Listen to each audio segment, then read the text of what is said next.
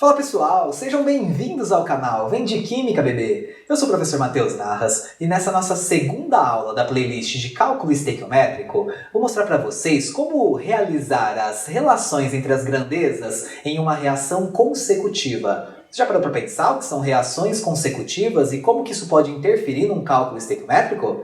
Antes da gente começar, roda aí a vinheta!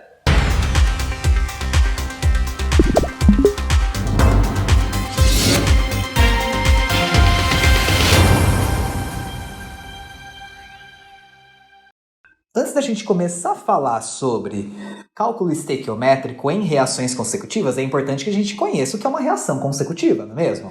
Então vamos analisar uma sequência de reações que eu quero mostrar para vocês. Imagina que a gente tem a seguinte reação. MnO2 sólido, tudo bem? Reagindo com carbono, também sólido, reagindo com meio mol de oxigênio gasoso, beleza? Para formar nessa transformação MnO sólido, óxido de manganês 2, mais dióxido de carbono. Beleza? Então temos aqui uma reação, uma transformação química, não é? Que parte de alguns reagentes para chegar em alguns produtos. Vamos supor que eu tenho uma segunda reação aqui, que tem como reagente o 2MnO sólido, mais carbono de novo, sólido, mais, na verdade mais não, transformando-se, nesse caso, agora transformando-se em 2 manganês sólido, mais dióxido de carbono. Então aqui eu tenho duas equações. Poderiam ser 3, 4, 5. Nesse momento a gente tem duas equações, duas reações químicas. Essas duas relações têm alguma relação entre elas? Ou será que são reações que não têm nenhuma relação? Reações que não têm nada a ver uma com a outra? Para a gente analisar quando uma reação é consecutiva ou não, a gente tem que analisar se na primeira reação existe algum produto que depois se tornou reagente da outra reação, da segunda reação que vem na sequência. Então vejam bem aqui, ó. Concordam comigo que eu tenho aqui óxido de manganês 2, MnO sólido? Ele foi produzido na primeira reação. Porém, ele foi produzido na primeira, mas depois ele foi consumido na segunda, concordam? Afinal, ele foi um produto da primeira reação e se tornou um reagente da segunda reação. Isso é uma reação consecutiva. Reação consecutiva é uma reação, são reações em que o produto de uma reação se torna reagente da seguinte. Poderia ter uma terceira reação aqui, caso um produto da segunda reação se tornasse reagente da terceira. Sempre que eu tenho um produto de uma reação se tornando reagente da outra, eu tenho um caso de reação consecutiva. Se eu tenho um caso de reação consecutiva, eu posso juntar as duas reações numa reação só, que a gente sabe que chama-se reação global. Como que eu junto reações? Sempre que eu vou somar reações consecutivas, eu tenho que cancelar totalmente aquele produto que se tornou reagente na outra. Como assim? Quantos mols eu tenho de MnO na primeira reação? Apenas 1. Quantos mols de MnO eu tenho na segunda reação? 2 mols. Eu não consigo anular um com o outro. Então, para a gente chegar na equação global, nesse caso, vai ser necessário multiplicar a primeira reação por 2. Concordam?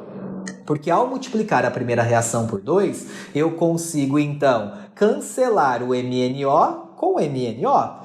Só que quando eu multiplico uma reação por 2, todos os coeficientes são multiplicados. Então aqui eu vou ter que colocar um 2, aqui que era 1, eu vou ter que colocar um 2, aqui que é meio, meio vezes 2 vale 1, então eu vou substituir esse meio por 1.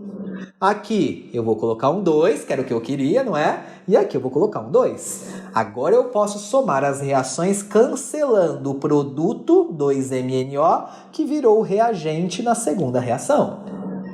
Quando eu cancelo esses dois e não tenho mais nada que dá para cancelar, porque não tem mais nada em comum entre um lado e outro da reação, eu somo tudo que sobrou. Então vamos ver tudo que sobrou. Ó. Sobraram 2 MnO2 sólido na primeira reação, antes da seta, não é? Sobraram 2 carbonos, 2 mols de carbono sólido. Sobrou 1 mol de oxigênio na primeira. 1 mol de oxigênio na primeira. Eu multipliquei por 2, não é? Só que também antes da seta, aqui na segunda reação, sobrou 1 mol de carbono. Concordam?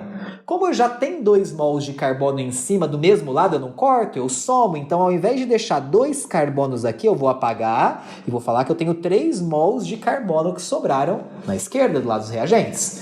E do lado dos produtos, o que sobrou? Vamos analisar? Do lado dos produtos sobrou aqui na reação de baixo 2 mols de manganês sólido. E sobrou, na primeira reação, 2 mols de CO2 e na de baixo 1 mol de CO2. Já vou juntar de uma vez e falar que sobrou 3 mols de CO2. Então aqui eu tenho uma sequência de reações consecutivas, tá bem? Sendo que a reação global está indicada abaixo. Sabendo agora o que é uma reação consecutiva, vamos para um exemplo de cálculo estequiométrico envolvendo reação consecutiva. Bom, vamos ler então o enunciado do exercício e depois a gente analisa como resolver esse exercício. Calcule a massa de ácido sulfúrico, já vamos grifar o que eu quero calcular? Calcule a massa de ácido sulfúrico produzida a partir de 60 kg de FeS2, na sequência de reações a seguir.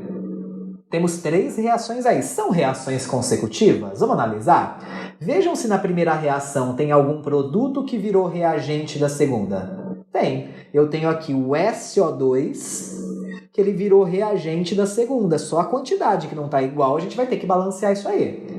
A terceira reação também é consecutiva? Sim, porque o produto SO3, ele se tornou reagente da próxima. Então, eu tenho uma sequência de 3 reações consecutivas. O que o exercício quer? Que eu calcule a massa de ácido sulfúrico. Onde está o ácido sulfúrico? Lá na última reação. E qual a informação que ele te dá? 60 kg de FeSO2. Onde está o FeSO2? Na primeira reação. Ele quer que eu calcule a massa de uma substância que está na última reação a partir de uma informação da primeira reação. Como que eu resolvo isso? Primeiro passo, chegar na equação global. Primeira coisa que vocês têm que fazer é achar a equação global para que a gente fique com uma única equação e consiga, então, resolver o cálculo estequiométrico. Então, vamos chegar na equação global aqui. Para chegar na equação global, eu vou precisar cancelar o produto e o reagente que tem em comum nas 2 reações, nas 3 reações. Então, deixa eu só traçar uma linha para ficar mais bonitinho aqui. Então, vamos lá. Para começar, na primeira reação eu tenho 8 SO2, na segunda reação eu tenho só 2 SO2. Eu vou ter que fazer o quê? Multiplicar a segunda reação por 4, para poder cancelar o SO2. Porque ao multiplicar por 4, 4 vezes 2 dá 8 SO2, vamos trocar? 4 vezes 1 dá 4O2 e 4 vezes 2 dão 8 SO3, beleza? Agora eu fiquei com 8 SO3 e na de baixo eu tenho só 1 SO3. Eu vou ter que fazer o quê? Multiplicar a última reação por 8 para ficar com 8 SO3 e poder cancelar. Aí eu fico com 8 águas e com 8 ácido sulfúrico também. Vamos cancelar tudo que é possível aqui então? Então bora lá. Eu posso cancelar nesse caso aqui 8 SO2 com 8 SO2 e posso cancelar 8 SO3 com 8 SO3. Concordam comigo? Cancelei o SO2 e o SO3, agora eu somo o que sobrou, porque não tem mais nada para cancelar. Então vamos ver o que sobrou aí. Sobraram, na primeira reação, 4 mols de FeS2 mais 11 mols de O2 com 4 mols de O2 na de baixo, dão 15 mols de O2. E ainda sobraram 8 mols de água na última.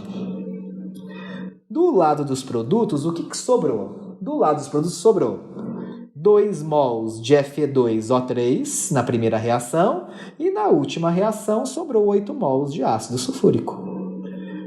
Beleza? Então aqui está montada a minha equação global, que é por onde eu vou fazer o cálculo estequiométrico. Se você quiser ter certeza se você fez tudo certinho, é só você analisar se a reação global está balanceada. Se ela estiver balanceada, está tudo correto. Se não tiver, você errou em algum momento, tem que voltar. Nesse caso eu não vou fazer não, porque eu tenho certeza que está correto, eu já vou para o próprio exercício. O que eu quero fazer aqui? Um cálculo estequiométrico.